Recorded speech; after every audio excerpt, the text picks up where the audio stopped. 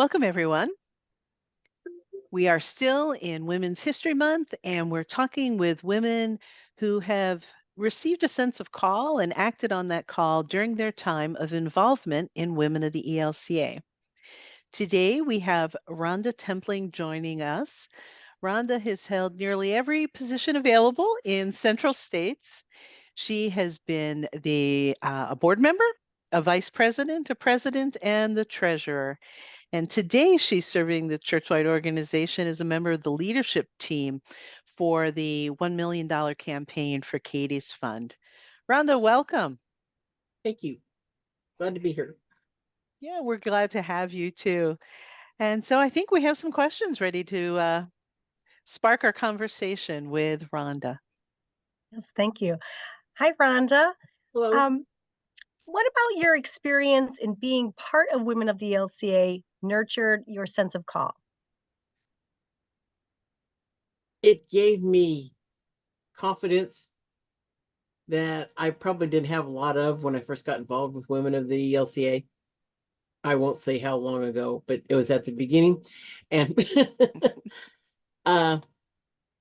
it would be hard to believe now, but at that time I didn't have much to say, kept to myself, and I got involved in the organization, met some wonderful women, and it just gave me confidence. The confidence was probably there, but it allowed it to grow. I guess that's how I should say that. And it gave me a sense of, well, that there's something more out there for me to probably do. At that time, I had no idea what it was going to be, but I found out later on, about 20 years later on, I found out. But yeah, that's how it nurtured it. Thank you. Well, Rhonda, you speak of going all the way back to the beginning of the organization, and being that introverted person. So how has Welka inspired your ministry to expand and to move to a new place? And what would you say to other introverts? Well, it turned me into what I like to call an introverted extrovert. I haven't lost the introvert. It's still there, but it's not like it was back in those days. Evidently not, because every Sunday I stand up and preach 2 sermons in 2 different churches. And if you'd have told me that when did we start? 1987? I would have said, there's no way. Yeah. There's no way I'll ever want to be doing something like that. Well, and even when I took my coursework for the lay ministry in our Senate, I was never going to preach a sermon. Never. That was never on my radar. And in fact, when the preaching class came along, I said, well, I'll take it, but I don't really know why. God had other plans for you there, and Rhonda. he has a sense of humor. So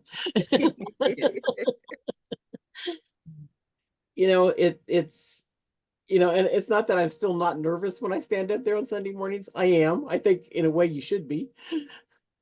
But it gave me tools and education and all many things that I just didn't have before, probably. So sure.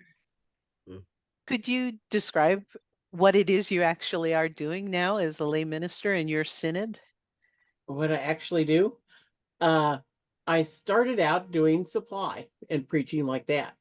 And our church, because of where we are, small rural churches in the middle of Kansas, we can't afford our own ministers. Each church is just not possible. So I, along with my Pastor Wayne, we share doing services for 4 churches each Sunday. He does 2, I do 2. And we, each have our churches we're assigned on each Sunday. We know where we're going to go. Him and I are quite a bit alike. We're like organized and like to know where we're going to be. And we know where we're going to do, and that's what we do. And so I serve 4 churches in central Kansas. And do you do more than the Sunday work? Are there other aspects of the ministry during the Uh, week? Not so much. If he's on vacation, I of course am the one that fills in and would be doing the funerals if that happens while he's gone and stuff. He does more of the visiting and stuff. It's not that I won't do it if need to be, but that's more his area. So Mhm. Mm. Well, thanks for explaining that. Yeah. Well, Rhonda, I am very curious, and I'm sure others are too, since you've been involved with the organization for some time. What welcome resources support you in your ministry, and what resources do you point others to? probably one of the biggest ones is Gather.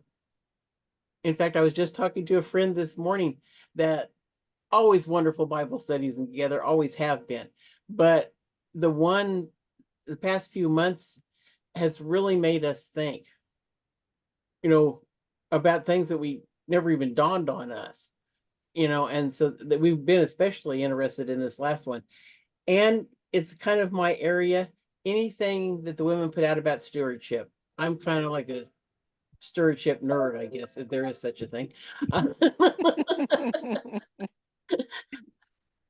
And that there's some wonderful information you all have put out about stewardship through the years. And I like, was it Gracefield? I can't even remember anymore. I have told people about that forever. That if you know nothing about stewardship, this is a good place to start. Sure. Well, I'm Cindy and I have a question. I just wondered how you're involved in the organization today. I'm still involved. Local unit, of course. Uh, we are in the midst of changing from clusters to bringing our clusters into conferences. So I am still conference coordinator, or one of the conference coordinators. And our conference takes up the whole western half of the state of Kansas. So it, Wow. it covers quite a bit of mileage. Uh, I'm historian for Central States Senate itself. And like Linda said, I'm serving on the leadership team for Katie's Fund. So Mhm. Mhm. What's your own unit doing these days? uh, trying to hold on, I guess is how to say that. Small church. A lot of our ladies are no longer with us. And so 4 or 5 is a really good number to get on a meeting night. But we enjoy doing the Gather Bible studies. We do that. We, all the other things that we've all been doing forever. Uh, there's another group that makes the Lutheran World Relief quilts and that sort of stuff. So we're doing all the regular things. There's just not as many of us doing it as there once was. Well, where two or three are gathered, Yes, So yes. yeah, well, wonderful. Thank you so much, Rhonda. It's really encouraging to hear about women who, through their work and women of the ELCA, have really sensed a call and it's taken them elsewhere beyond the organization. And there are plenty. We've heard from Lisa Plurine and now Rhonda Templing, but we know there are many more in our organization who are significant leaders. Um, Lay leaders, that is, in their own areas. So thank you. We invite you all to join us next week again for our final installment of our Just Lunch. It will be on Wednesday, since next week is Holy Week, and we won't be doing it on Friday for obvious reasons. But we will have with us Pastor Victoria Hamilton, who served very early in the life of the organization on the churchwide board. And she'll be telling us about her experience and her call and her call to leadership as an ordained pastor. So we thank you for joining us. Have a great day. Bye bye. Bye-bye. Bye. Bye.